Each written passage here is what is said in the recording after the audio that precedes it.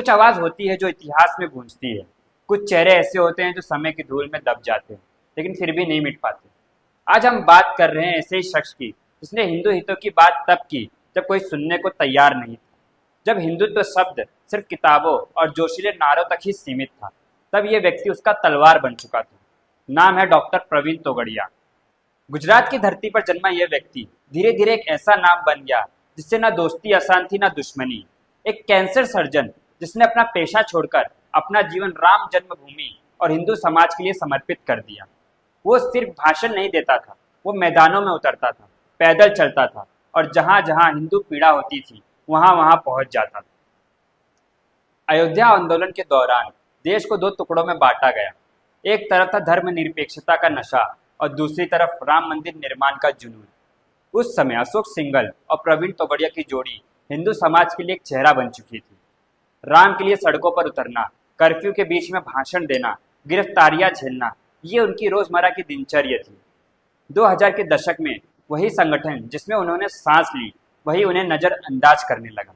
एक हैदराबाद में कुत्ता है।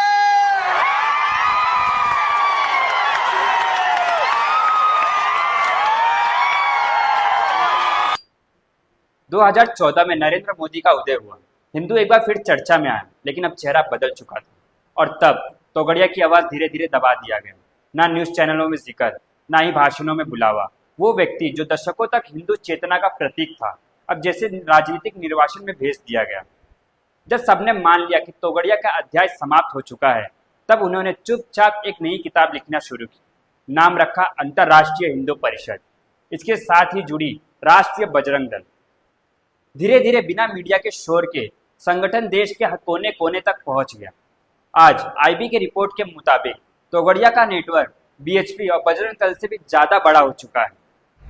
और दिलचस्प बात यह है, जो लोग सत्ता में हैं वो इस पर खामोश है।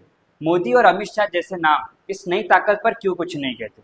क्योंकि गुजरात की ही मिट्टी में बीएचपी की प्रयोगशाला बनी थी और उस प्रयोगशाला का पहला वैज्ञानिक था तोगड़िया। 2014 से पहले जब हिंदुत्व बोलना राजनीतिक आत्महत्या माना जाता था, तब कौन था खुलकर बोलने वाला? कौन था जो कट्टरता से हिंदू धर्म की रक्षा कर रहा था? डॉक्टर प्रवीण तोगड़िया। और आज जब ये ट्रेंड बन चुका है, तो वही व्यक्ति को गायब कर दिया गया। इतिहास क्या इतनी जल्दी भूल जाता है? लेकिन तोगड़िया ने सिर्फ संगठन नहीं बनाया, बल्कि एक आंदोलन की नींव रखी है। अखंड भारत। गांव में अब अंतर्राष्ट्रीय हिंदू परिषद के झंडे लहरा रहे हैं। राष्ट्रीय बजरंग दल के शिविर में नई पीढ़ी तैयार की जा रही है। उनकी एक बात सब याद रखते हैं, जो चुप रहा वो सिर्फ सत्ता में गया, जो लड़ा वो इतिहास में गया। और तोगड़िया अब इतिहास बनने नहीं बल्कि लिखने निकले। प्रवीण तोगड़िया का सफर एक नेता